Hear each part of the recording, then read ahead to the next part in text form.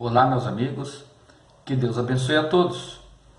Então vamos dar continuidade ao estudo que nós estamos fazendo do Evangelho segundo o Espiritismo e vamos falar hoje alguma coisa referente ao item diferentes categorias de mundos habitados que nós encontramos lá no capítulo 3 do Evangelho Há muitas moradas na casa de meu Pai. Neste capítulo, neste item, que nós vamos refletir alguma coisa a partir deste momento, Kardec aborda, junto com informações recebidas a respeito das diferentes categorias dos mundos, onde existem espíritos encarnados e desencarnados em processo de reajuste, habitando esses mundos. Então, ele apresenta os mundos inferiores, os mundos intermediários e os mundos superiores. Nós vamos entrar em detalhes em referente a cada um deles nos nossos próximos encontros. Hoje aqui nós vamos nos ater apenas a essa reflexão, despertando essa nova informação para aqueles que ainda não têm esse conhecimento, ou despertando uma análise racional pelos irmãos que estão tendo agora a oportunidade de refletir em relação a essa nova informação.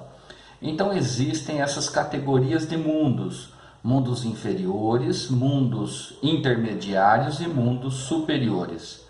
Então nós aprendemos também que diante da categoria desses mundos também está em nível evolutivo apropriado para cada mundo desse o espírito imortal.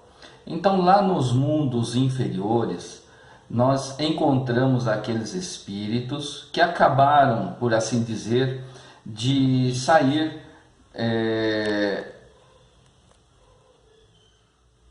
dos reinos inferiores e ingressaram no reino hominal.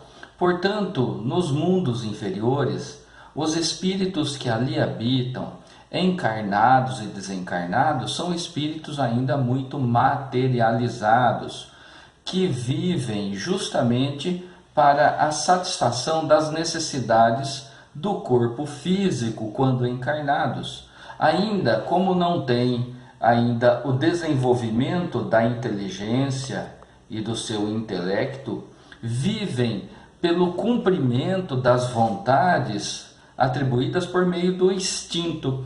Então, o comportamento ali são daqueles que nós assistimos em filmes, né? Daqueles, vamos supor, como exemplo, os homens da caverna, que vivem para a satisfação das suas necessidades corporais, da alimentação, a saciedade da sede, a satisfação das sensações, da convivência com o seu próximo e assim por diante.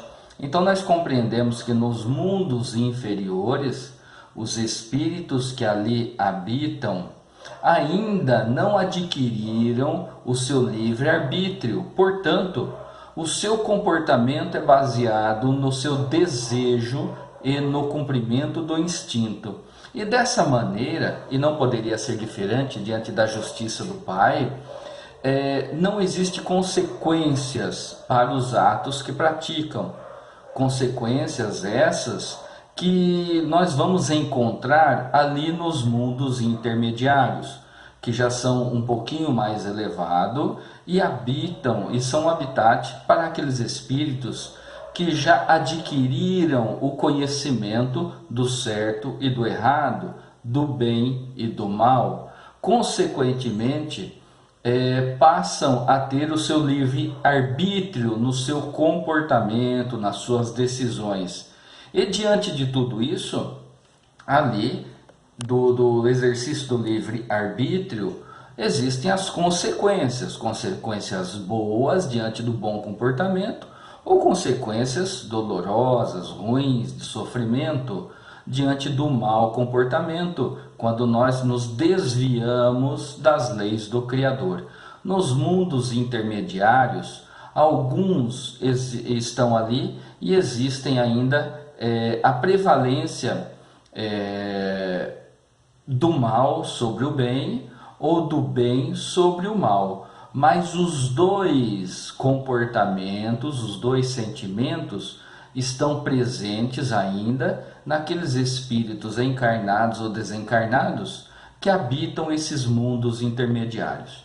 Então nós podemos, através do nosso raciocínio, diante desse conhecimento, já perceber qual é o nível evolutivo do nosso planeta, do mundo que nós estamos habitando, da Terra. Porque aqui nós vemos que o bem e o mal ainda estão presentes no comportamento de todos os espíritos encarnados e desencarnados atrelados a esse mundo. Então, a Terra é um mundo, no seu estágio evolutivo, está classificado como um mundo intermediário. Depois nós temos os mundos superiores, que são locais onde habitam os espíritos que já deixaram o nosso nível evolutivo aqui. Nos mundos superiores existe a prevalência do bem, apenas o bem. Todos os espíritos que ali habitam esses mundos já passaram nos degraus evolutivos da criação inferior e já alcançaram esse patamar de superioridade. Então nós citamos aqui como exemplo, porque muitos de nós viemos da raiz do catolicismo, nós temos aqui aqueles chamados anjos, arcanjos, serafins e assim por diante, que são nada mais, nada menos do que espíritos superiores, espíritos dos homens desencarnados, que já estão num nível muito mais elevado de comportamento moral e de inteligência. Então habitam esses mundos. O que nós temos que compreender é que um mundo não é superior ao outro. Vamos entender bem isso. O que significa? Que o mundo superior, mundo celeste, ele não é superior aos mundos intermediários. Os mundos intermediários e os celestes não são superiores em relação aos mundos primitivos, ou seja, não existem privilégios em relação a esses mundos. O que nós citamos aqui são categorias diferentes e mundos apropriados à condição evolutiva dos espíritos que o habitam. Portanto, o mundo primitivo é o melhor dos mundos para aqueles espíritos que estão começando a sua vida no ambiente hominal, no reino hominal. Estão exercitando os seus instintos, estão exercitando os seus sentimentos, e é necessário que assim seja. Conforme ali existir um despertamento daquele espírito encarnado ou desencarnado, que ele já consegue observar o seu próximo de maneira diferente e consegue perceber que o seu comportamento traz uma consequência, então ele já está despertando candidatando a encarnar no mundo superior ao que ele estava, portanto, no mundo intermediário. E assim por diante.